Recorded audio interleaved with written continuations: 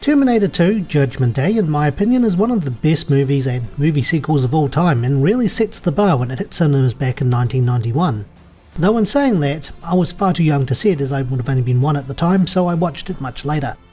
Of course, with really successful movies, you also get video game adaptations, and Terminator 2 had its fair share on both Nintendo and Sega consoles, with the 8-bit and 16-bit games being quite different from each other, while being the same games on either console. The Game Boy version of Terminator 2 was different again, and on top of that you also had a computer version of the game, which we won't really talk about, and of course T2, the arcade game, a rail shooter which also got computer, console and handheld ports. So it was really not on my bingo card when Terminator 2D No Fate was announced.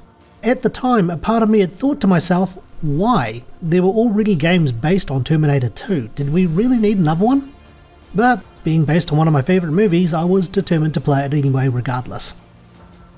Terminator 2D No Fate follows and expands on the plot of Terminator 2 Judgment Day. The game starts in 1994 with Sarah Connor training her son John for the war against Skynet and the machines in the future caused by Judgment Day, which was set to happen on August 29, 1997, when Skynet, a highly advanced computer system with artificial intelligence developed by Cyberdyne Systems shortly after being activated, would become self-aware, view humanity as a threat, and start a nuclear war devastating the human population. In a small town in Texas, John would be kidnapped, and you play as Sarah shooting through a bunch of bandits to rescue John. After rescuing John and escaping, Sarah then launches an attack on a Cyberdyne facility. She's ultimately captured and put into a mental hospital, with the official story being that she had tried to blow up a computer factory. We now go to the future of 2029, where we take control of the future John Connor, the leader of the resistance against Skynet, as well as the hope for humanity, and this is where the game starts to follow the events of the film. If the title didn't give it away, the game is a 2D action game with sprites, pixel art and a limited colour palette to give it the look of a 16-bit game. But is the game any good? Find out in The Good. A lot of care was taken with the visuals for this game.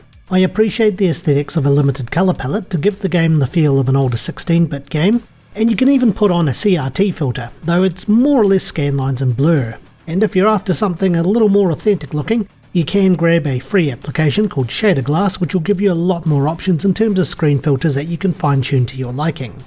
The game from a visual standpoint looks really appealing for a 2D game, and the developers have done an excellent job of capturing the looks of the cast, even taking into consideration that they couldn't get Arnold Schwarzenegger, which, you know, for a Terminator 2 game, would be pretty weird given his role in that movie. The game has also captured some iconic scenes from the movie, and they're all animated very smoothly, which really adds to the appeal too. The game's music is pretty amazing too. It's great to hear T2's main theme when starting up the game, and music from the movie has been replicated in the game really well. It even goes as far as having Guitars Cadillacs by Dwight Yoakam playing during the bar scene where you're in control of the T-800, though you can also punch the jukebox to make the tune change to Bad to the Bone by George Thorogood and the Destroyers, both songs played during the movie. The stage music and boss music were beautifully composed and really sets the theme, and with the future stages, the music combined with its gameplay has a Contra and even the Sega CD version of the first Terminator game feel to it, which of course isn't a bad thing. On the topic of gameplay, I found the gameplay to be quite varied, and it keeps the experience nice and fresh.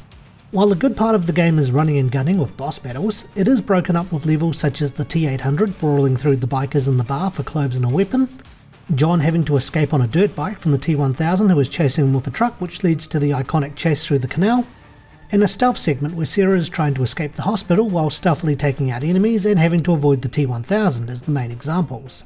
The game also goes beyond the movie by allowing you to make a couple of certain choices on a second playthrough, which then takes the story to a what-if scenario, with one of those choices originally being a deleted scene, cut to reduce the movie's runtime.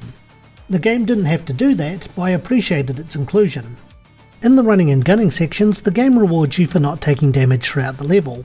While John and Sarah begins with a standard amount of health, if you make it to the checkpoint pickup without taking any damage, not only will your health be refilled, the game awards you with additional health to fill the bar at the top of the screen. As you run around shooting enemies, each enemy you kill without taking damage slowly adds to a multiplier which will increase the amount of points you get, but it'll reset if you take damage. For the first 3 levels where you play as Sarah, you can also find a machine gun which will allow her to deal more damage, and for the future sections you have access to grenades and different types of ammo which will really help against the enemies of the future. After beating the game, you unlock a few additional modes such as a boss rush mode where you pick either Future John or Sarah and take on the bosses of the game one after another, endless mode where you can pick Future John, Sarah or the T800 and walk down an endless corridor taking out as many enemies as you can before you're all taken out, and lastly, Mother of the Future where you play a series of levels as Sarah with only one life and no continues, with higher difficulty levels putting more pressure on you with a time limit that you need to complete all the levels by. By completing this mode, it unlocks the hardest difficulty, Judgement Day, which removes the machine gun that Sarah can pick up to make some of her levels easier, enemies take less damage, there's more of them, and you start with no continues, though you can pick them up over the course of the game. Outside of Judgement Day difficulty more or less only affected enemy numbers and placement as well as how much damage you could do. As good as this game is though, it's not without fault, so let's talk about those in the bad. For what it's worth, the game is short, even in comparison to the actual 16-bit games. You can complete No Fate in about an hour, even less if you know exactly what you're doing. For context, my first playthrough of the game was about an hour 10 minutes on normal difficulty. In comparison, I played the Mega Drive version of Terminator 2, since I wanted to compare No Fate to a 16-bit equivalent, and it took me about 45-50 minutes just to get to Miles Dyson's house. But the retro 16-bit games had that god-awful driving sequence to get between levels. I digress. The game attempts to make up for its replayability with the choices that you can make in the game as well as the additional modes, and while the length and content of the game satisfies someone like myself, who grew up on retro games and replaying them over and over, which was the style for the time, it's not really something that will satisfy a lot of newer players or people unfamiliar with that concept. I think maybe have the alternative choices flesh out the game a bit more. While it does add an additional level, they don't deviate too much from the main game outside changing who you play as towards the end and how the events of the end play out, and even then it's mostly recycling another level earlier in the game with different enemy placements and an extension at the end. Perhaps other points where different choices can be made which adds more different levels would certainly add to the replayability, and maybe strike a compromise with those who think the game is too short. There is an arcade mode as well, but it's just most of the stages without the story sections in between, and if it's an arcade experience that it's trying to replicate, some games had story modes too, so I feel that separating arcade and story mode was unnecessary. Other than that, there isn't much else I need to complain about here, so let's wrap things up with the opinion. Terminator 2D No Fate is a classic love letter to a retro experience. The visuals and music are outstanding, and the gameplay is varied, which keeps things nice and fresh. While I don't personally have an issue with it, given how I've grown up on similar length games and from a country where game prices are naturally high, even way back in the 90s, I can understand that the length of the game, given its launch price, can put off some people. I really love the care taken to translate key parts of the movie to game form, as well as expanded beyond it, and I think if you want a game where you can run and gun on the go, through the likes of a Steam Deck or similar, or if you like retro action games, and even just Terminator 2 in general, then I think you'll get some enjoyment out of this game. I've played just under 10 hours myself at the time of this review, and it's easily something I can see myself coming back to just to quickly jam for entertainment. So with that, it's time for my rating. I would give Terminator 2D No Fate the T47 out of 10. Thanks for watching and stay tuned for the next Infinite Backlog review. If you enjoyed today's review, feel free to like, comment and subscribe for more.